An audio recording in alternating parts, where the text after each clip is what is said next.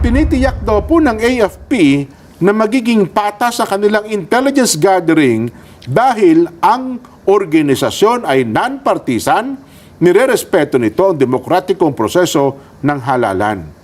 Ayun. Anong paano gagawin yung background check? Well, siguro, nga, hindi din itali ko parang gagawin intelligence gathering lang. Sige nga, kung halimbawa totoong gagawin nila yan, matche-check kaya nila kung totoo yung lumalabas sa mga vlogs ngayon na merong kumakandidatong senador na meron siyang American passport. Nga, no? O, di kasama sa background check, hindi ba? Si Erwin Tulfo yun. Di ba si Erwin Tulfo? Di ba? Alright. Siyempre, bina-background check lang. Totoo. Huwag na nating palawakin yung issue. Yun lang naman ang masasabi ko. Oho. Di ba? Si Erwin Tulfo, Erwin. Erwin Tulfo, ano ba yan? Ikaw ang tinitira ni Senator Congressman Rodante Marcoleta. Kung talagang gagawa ng background check, isa siguro sa dapat tuntunin kung totoo yun. Ako ayaw kong makialam dyan eh. Ganun po. Di ba? Kasi nasa social media eh. Ayaw pong makialam ni Senator Congressman Rodante Marcoleta kay Erwin Tulfo. Kumakalat eh.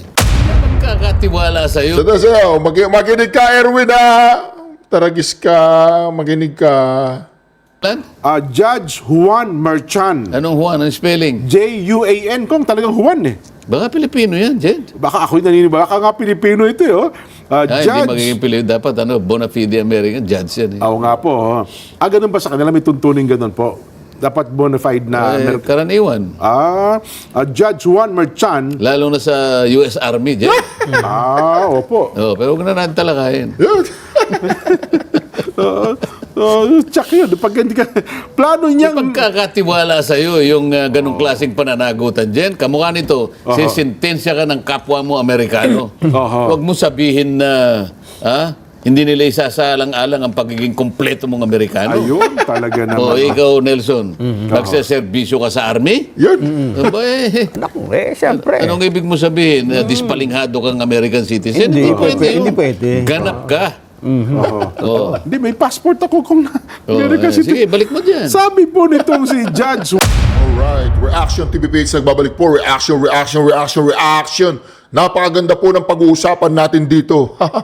Pero bago po tayo tumuloy sa ating pag-uusapan na kung saan si Senator Congressman Rodante Marcoleta ay sasabihin na nating sasagot sa mga katanungan natin patungkol di umano sa pagba-background check ng AFP. Si Browner ang magba-background check po sa mga kandidatong gusto nilang i-background check. Nakakapagtaka. Ano ba tayo? Martial law? Anyway, mga kareaksyon, ito na. Huwag na po natin patagalin. Browner! Browner, come in, Browner. Ito na po si Browner. Isa lang po ang panawagan ko sa ating mga kababayan. Gamitin po natin itong eleksyon upang mailabas yung nasa damdamin natin by voting the right people in the right positions. Tamang tao sa tamang posisyon. Ito ang hiling ng liderato ng Armed Forces of the Philippines sa publiko para sa paparating na 2025 midterm elections. Sa pagbubukas ng National Election and Monitoring Center sa Campo Crame kahapon, hinikayat ni AFP Chief of Staff General Romeo Browner ang publiko na gamitin ang kanilang karapatang pumili ng iboboto para maituwid ang direksyon ng bansa. Gamitin natin yung boses natin, yung kaisa-isang boto natin para maituwid po yung gusto natin maituwid sa ating gobyerno, sa ating society. Let us use this, let us use our right of suffrage in the proper way. Gamitin po natin yon para maituwid natin yung direksyon ng ating bansa at yung future ng ating mga ng ating bayan at ng ating mga kababayan. Sa ngayon, marami silang naririnig na reklamo kaugnay sa problema ng bayan, kung saan mayroon aniyang nakakaisip ng military junta bilang solusyon. Naririnig naman po natin na maraming mga complaints. Maraming problema ang ating bayan. Ang iba po, ang iniisip nila na solusyon ay magkaroon ng military coup d'etat or military junta. Hindi po yun ang solusyon. Ito pong eleksyon. Ano solusyon, Browner? Oh, Browner, ano solusyon? Di ba kayo ang defender ng ating konstitusyon? Sa tingin niyo ba, Browner, ang konstitusyon hindi nababalahura sa panahong ito? Browner! Oh, sige, Browner. Dito po tayo magtuon ng pansin. Ayusin natin yung eleksyon natin. Kaugnay nito, tiniyak naman ni General Bronner na handa ang AFP sa pagbibigay ng seguridad sa paparating na halalan sa pamamagitan ng paglaban sa mga PC spoilers. Sa simula pa lang po ay ginagambanan na natin yung iba't ibang mga activities natin. Katulad po ng pag-address natin sa mga private armed groups, yung pong pag-address natin sa mga peace spoilers, pati na rin po dun sa pag-address natin dun sa tinatawag ng New People's Army na permit to campaign and permit to win. No? So yun po yung mga, doon po kami nakafocus ngayon. New People's Army? Permit to campaign? New People's Army? Ulitin nga natin yun.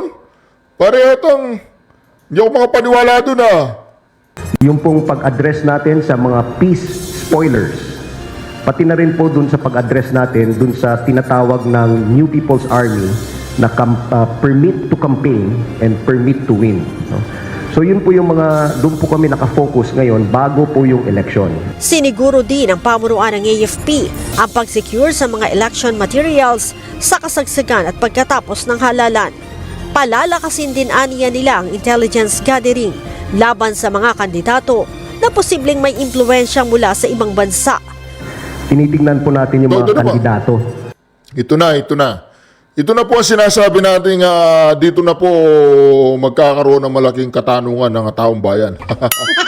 Oh, Browner, ayusin mo, Browner, ayusin mo, Browner, ayusin mo. Oh, ito na po. Dato na posibleng may impluensya mula sa ibang bansa. Tinitingnan po natin yung mga kandidato. Yan. Lahat po ng mga kandidato. Tinitingnan po natin yung kanilang background. So meron po tayong background check. And pag meron po kami nakita, no, na mga red flags, ay we will inform the COMELEC about this.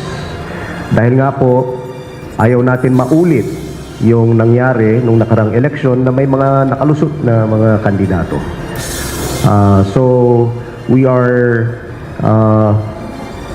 in collaboration with the PNP and also with the COMELEC to make sure na we Bakit AFP? Martial law ba tayo? Martial law? Bakit hindi COMELEC or yung tinatawag nating immigration? Di ba? Bakit militar? Bakit militar, Browner? Anong jurisdiction nyo dyan? Bakit militar? Punta kayo doon sa West Philippine Sea, Browner. Doon kayo mag-imbestiga. Oh, tuloy natin. Ano ba, Browner? Naku, bakit militar? will prevent these kinds of things from happening again. So pinaigting po natin yung ating intelligence operations. Ang PNP naman, palalakasin ang cybersecurity laban sa paggamit ng artificial intelligence sa pagpapakalat ng fake news para impluensya. Oh, ito na po ito na po. Pasasagutin po natin si Senator Congressman Rodante Marcoleta. Ang mga butante. And we anticipate Oy, si Marbil muna. Romel Francisco Marbil, hindi sila mga adik. Nagpapahaba lang sila ng oras, hindi sila adik. yung report po natin what will happen kung mayroong mga fake news coming from the foreign countries dictating the tempo ng ating election. That's one thing, that problem. And we're looking also of using AI to combat po. Not them using AI against us, but us using AI to preserve po yung election po natin. Makikipagtulungan din ng PNP sa COMELEC para mapigilan ang vote buying gamit ang money transfer at e-wallet. Baka magalit si Tamba. Baka magalit si Tamba. Manghuli kayo ng vote buying. Wag, tanungin nyo muna si Tamba kung okay sa kanya. Huliin yung mga nagbumibili ng boto. Gamit ang AKAP tsaka yung mga AIX tupad.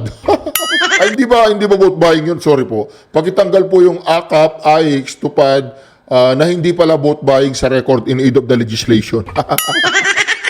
Tiniyak din ng liderato ng Philippine National Police ang transparency sa pagpapatupad ng checkpoint sa tulong ng mga body camera na suot ng mga pulis at CCTV sa lugar na pagtatayuan ng mga checkpoints. Leia Ilagan, UNTV. No. Galing, oh. Ito na po ha. Senator Congressman Rodante Marcoleta, kumusta po kayo? Ano po yung nangyayari sa ating bayan? Bakit militar ang kailangan nating mag-background check? Ano pong kaugnayan ng militar dito sa mga ano na to? Wala bang kakayahan ng ating immigration? Wala bang kakayahan ng ating mga NBI, kapulisan? Bakit si Browner? Woohoo! Browner! Paki-call na lang po natin ng attention. Ano, ha? Oo. Ay, teka lang, nabalitaan niyo po ba ito, Kong? Ano, ha? Sapagkat ang Armed Forces of the Philippines, Kong, ha? AFP po ito, magkakaroon daw po ng background check sa lahat ng mga kandidato ngayon pong nalalapit na eleksyon. Ayon po mismo sa AFP, ang inisyatibo raw po ito'y gagawin ng may tamang koordinasyon at pakikipagtulungan daw po sa COMELEC at maging sa PNP. Ang anuman pong impormasyon na makakalap sa mga politiko ay agad daw pong ipapaalam sa COMELEC para sa kaukulang hakbang. Pero pinitiyak daw po ng AFP na magiging patas sa kanilang intelligence gathering dahil ang organisasyon ay non-partisan, nirerespeto nito ang demokratikong proseso ng halalan. Ayun. Paano gagawin yung background check? Well, siguro, hindi din itali ko parang gagawin, intelligence gathering lang. Sige nga, kung halimbawa totoong gagawin nila yan, matche-check kaya nila kung totoo yung lumalabas sa mga vlogs ngayon na merong kumakandidatong senador na meron siyang American passport. Nga, no? O, di kasama sa background check, hindi ba? Siyempre, bina-background check lang. Totoo. Huwag na nating palawakin yung issue. Yun lang naman ang masasabi ko. Kung talagang gagawa ng background check, isa siguro sa dapat tuntunin. Teka lang. Sino ba yun? Ano ba yun? Baka napunta ka ron, gago. Baka, Hindi puti. Dali lang. o kaya naman, baka binigyan lang siya ng sample. Di ba? Opo, sana, Kong. Mismo sa AFP, ang inisyatibo raw po ito'y gagawin ng may tamang koordinasyon at pakikipagtulungan daw po sa COMELEC at maging sa PNP. Ang anuman pong impormasyon na makakalap sa mga politiko ay agad daw pong ipapaalam sa COMELEC para sa kaukulang hakbang. Pero pinitiyak daw po ng AFP na magiging patas sa kanilang intelligence gathering dahil ang organisasyon ay non-partisan, nirerespeto nito ang demokratikong proseso ng halalan. Ayun. Paano gagawin yung background check? Well, siguro, hindi din itali ko parang gagawin, intelligence gathering lang. Sige nga, kung halimbawa totoong gagawin nila yan, matche-check kaya nila kung totoo yung lumalabas sa mga vlogs ngayon na merong kumakandidatong senador na meron siyang American passport. Nga, no? O, di kasama sa background check, hindi ba? Si Erwin Tulfo yun! Di ba si Erwin Tulfo? Di ba? Alright. Siyempre, bina-background check lang. Totoo. Huwag na nating palawakin yung issue. Yun lang naman ang masasabi ko. Di ba? Si Erwin Tulfo! Erwin! Erwin Tulfo, ano ba yan? Ito ang tinitira ni Senator Congressman Rodante Marcoleta. Kung talagang gagawa ng background check, isa siguro sa dapat tuntunin kung totoo yun. Ako ayaw kong makialam dyan eh. Ganun po. Di ba? Kasi nasa social media eh. Ayaw pong magkalam ni Senator Congressman Rodante Marcoleta kay Erwin Tulfo. Kumakalat eh. Oho. Oo nga po. At saka ayoko rin tanungin sa inyo kasi kung naalala ko, Talaga bang yung kapasyahan na yun ang galing sa COMELEC sa pagitan ng pagdideputize sa kanila? At bakit naman sila yung magba-background check? Oho. Bakit nga naman ang AFP pa, no? Oh, Yun. baka matakot yung mga kaibigan ko sa Makabayan Black. Kung mukhang gusto nilang punteriyan dito, Kong, yung mga, di ba, si Alice Guo. O, yung mga Nasabi kagaya nilang- noon. Kaya nga, Chinese, sinasabi ko mga sa iyo, foreign, mga kandidato na senador. Ayun nga. Oo. Oh. Kasi ayaw nilang maulit yung nangyari kay Alice Guo. Baka daw may makapasok na dayuhan. Ay, bakit nga sila? Bakit hindi yung immigration ang Yun. kapanin nila? Oo nga. Bakit din ang DFA? Baka makikipag-coordinate na rin po kung sa through AFP. Ano ha? Dapat, tsaka yun nga sana alamin nila, no? Then, bantayin nyo na lang kami, West Philippine Sea. Mas importante yung... Yun, West Philippine Sea. Baka nga naman tiyakin din nila kung talagang ang lahat ng tumatakbong kandidato sa ngayong direksyon ay talagang tunay nga bang Pilipino at hindi po mga dual citizen, Kong. Oo nga, pero Diba? ang sinasabi ko lang, nasaan yung ano pinanggalingan ng mandato na yan? Di ba? Kasi kailangan merong batas na mapagsasaligan dyan. Otherwise, baka questionin na naman yan. Yan. Sabihin ni paglabag na naman sa karapatan. no? Tinititigan nyo anya kami. Bakit- Militarisasyon, no? Bakit Kasi militar no? Militar. Hindi pwede yan. Hindi pwedeng martial law. tinitiktikan ako ng 3 sundalo at isang pulis? Oh, di ba? Totoo po. Oo. Nako. Anyway, Kong, ito, yaman din lamang nabanggit natin itong mga Amerikano sa A20 po. Nason, imbitado ka ba? Oo, may nakarating na sa akin invitasyon Oo. sa Abente, pupunta kami ng Maynila, Jen. Maynila. Inimbitahan kami ni Kuya Wilson Cayago Tsaka nung kanyang misis na si Tat. At ni Nanay Cora Bolus na nanonood. Kabilisan, isama niyo po kami, ha? Opo. Pagkatapos daw nung Hindi po yun.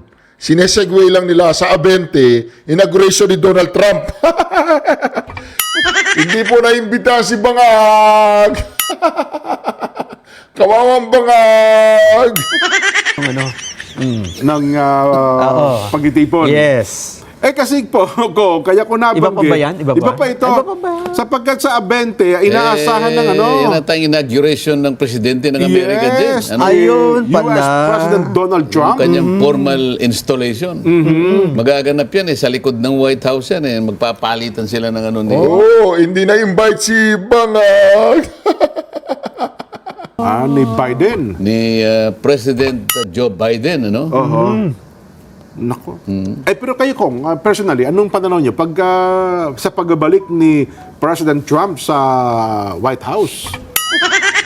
Oho. O di makakabalik. Yun lang naman. Ang masasabi lang natin, hindi pangkaraniwan ang kanyang pagkakabalik. Ano? Oho. Kasi yung pangkaraniwan, yung iba, nakakabalik, yung immediately na pagkatapos ng una niyang term, Oho. magre-re-elect kamukha ni Bill Clinton. Ni George W. Bush, ano? Si Barack Obama. Oho. Pero yung halimbawa natalo kamukha ni Jimmy Carter, hindi na nakabalik yan. Pero itong Donald Trump, Opo. mukhang mukhang yung kanyang puwersa talaga iba Akalain mong Oho.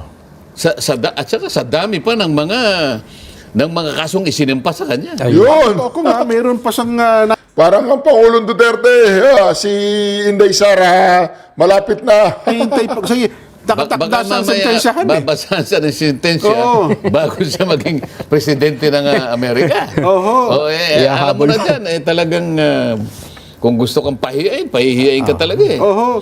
Ito nga po kung ang balitang hawak ko, naharap daw po si US President-elect Donald Trump sa pagsisentensya ngayong araw pala kong kaugnay daw po nung hatol. Sa atin kasi, alam mo, ang ugaling Pilipino, pagka ganyan, pinararaan mo na yan Ganun pala. Tama. Pagka na-install ka na, at saka ka babasa.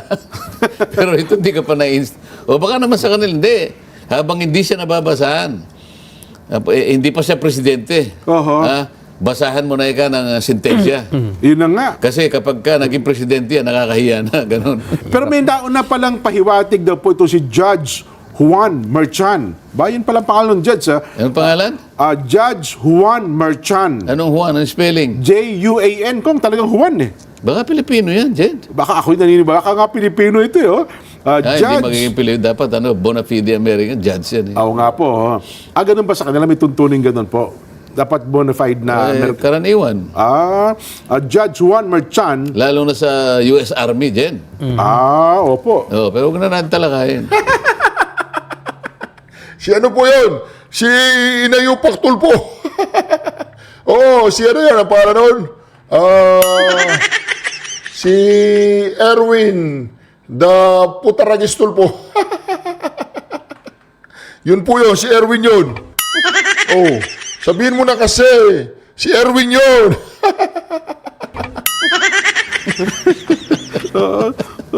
Tsak yun. Pag hindi ka... Plano niyang... Pagkakatiwala sa iyo yung ganong klaseng pananagutan dyan, kamukha nito, sisintensya ka ng kapwa mo Amerikano. Huwag mo sabihin na hindi nila isasalang-alang ang pagiging kompleto mong Amerikano. Ayun, talaga naman. Ikaw, Nelson, nagseservisyo ka sa Army? Aba, Naku, siyempre. anong ibig mo sabihin? Dispalinghado kang American citizen? Hindi pwede pwede, yun. hindi pwede. Ganap ka. Ulitin natin na, Erwin, Putaragis ka, makinig ka dito. Makinig ka dito. Ang talakayin. Tsak yun. Pag hindi ka... Plano niyang... Pagkakatiwala sa iyo. Makinig ka, Erwin, Taragis ka, makinig ka. Judge Juan Merchan. Anong Juan? Anong spelling? J-U-A-N, kung talagang Juan eh. Baka Pilipino yan, Jed. Baka ako'y naniniwala. Baka nga Pilipino ito eh. Hindi Judge. magiging Pilipino. Dapat bona fide American judge yan. Eh. Oo nga po. Ganun ba sa kanila? May tuntunin ganun po. Dapat bona fide na... Karaniwan. Judge Juan Merchan. Lalo na sa US Army, Jed. Opo. Pero huwag na natin talakayin. Tsak yun. Pag hindi ka... Plano niyang... Pagkakatiwala sa iyo yung ganong klaseng pananagutan dyan, kamukha nito, sisintensya ka ng kapwa mo Amerikano. Huwag mo sabihin na hindi nila isasalang-alang ang pagiging kompleto mong Amerikano. Ayun, talaga naman. Ikaw, Nelson, nagseservisyo ka sa Army? Yun. Aba, Naku, siyempre. anong ibig mo sabihin? Dispalinghado kang American citizen? Hindi pwede, yun. hindi pwede. Ganap ka. Hindi, may passport ako kung American Sige, citizen. balik mo dyan. Sabi po nitong si Judge Juan Merchan, Si Erwin Tulpo yun. Putaragis ka, Erwin. Narinig mo yun. Isa kang US citizen, hindi ka dispalingado. plano niyang magbaba ng no penalty sentence Ayun. na tinatawag na unconditional discharge. Ibig sabihin daw po nun, walang kulong, walang probation, at wala rin kahit anumang multa na ipapataw kay Trump. Lumalabas na hindi naman ito kukontrahin ng prosecution, Kong. Pero, hindi pa naman ito tiyak hanggat hindi pa raw po nangyayari.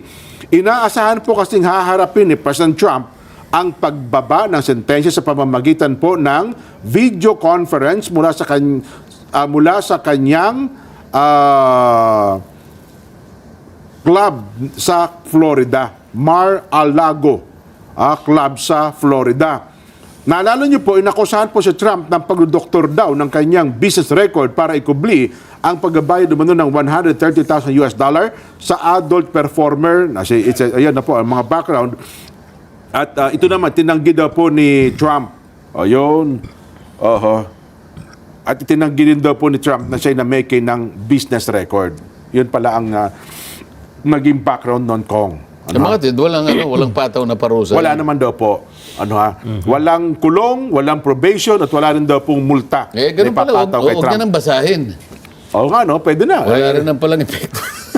Kasi kung ano man ang magiging pasa niya din, baka magkaroon pa ng bahid, hindi po ba? Oo. Pero ang mainit ngayon sa Amerika ko ay yung wildfire dyan sa Palisades sa Ang California. daming bahay ng sunog, mga Hollywood actor, ha? Yes. Ang nadamay. Yung mga bahay ni Paris Hilton, Billy Crystal, Adam Brody. Pati si Steven Spielberg. Ganun ba? Spielberg, bahay na. Bahay, Jenso Barjaga. Sino si Adam Brody? Hindi ko kilala. Pinasa ko Ang lang. dami. Kung mga Hollywood, tumawag kayo kasambahay kong Amerikana eh. Oo. Sabi niya, Jen, your house. Ang kilala ko si Floranda Mori, di ba? Yung sa Sarbe. Kasi ang lakas ng hangin ko, yung apoy, Oo. talagang kumalat. Yung apoy kasi kapag malakas ang hangin, talagang Opo. minuto lang yan. Eh, Talagang. pero yun nga, sabi, by sa latest ata, medyo controlled na raw. Oo, Ayun. meron ngang namatay. Pero baka kaugnay ito ng report na ngayon pa lang taong ito, ay yung taon na 2024, ang naulat na pinakamainit na taon. Grabe. Oho. Sa nakalipas na maraming taon pa, merong 1.5 degrees Celsius na taas sa long-term warning limit. Ibig sabihin, lagpas na sa warning limit. Opo. Yung init. Yung init. Oho. Kaya nga pagka ganyan yung mga dahon na tinatanggal na nila, dinadahon ng kasi pag nagkiskisan ng dahon Oho. umaapoy sa init Di ba? Ay, nako, tama po kayo, Kong. Habol ko lang po, wala tayong oras, ano ha? Gamit po inyong mga remote control, i-scan po Net 25 sa yung TV menu. Pagkatapos scan, piliin po Net 25 HD mula sa... Alright. Si Erwin Tulfo yun, yung militar na tumatakbong senador na merong passport na American passport. Oy, Browner, si Erwin Tulfo, inspeksyonin mo. Sinabi na niya si Senador Congressman Rodante Marcoleta, si Erwin Tulfo, imbestigahan ninyo yan, mambubudol yan. Binudol niya yung gobyerno ng Amerika, ang pangalan niya, Eric Sylvester Tulfo. E di, nambubudol yan, di ba? Illegalista. Pasok po siya ng Amerika, illegal. Ang tawag dyan, illegalista. Pero hindi. Kasi American citizen siya, nag-ano siya sa military, di ba? Anyway, mga ka-reaction, sana nagustuhan po ninyo ang ating reaction video ngayon. Oy, Browner, hindi martialo kayo. Bakit kayo ang nagba-background check, ha? Tinatakot nyo ba ang taong bayan? Sinisindak nyo ba yung mga taong bayan, Browner?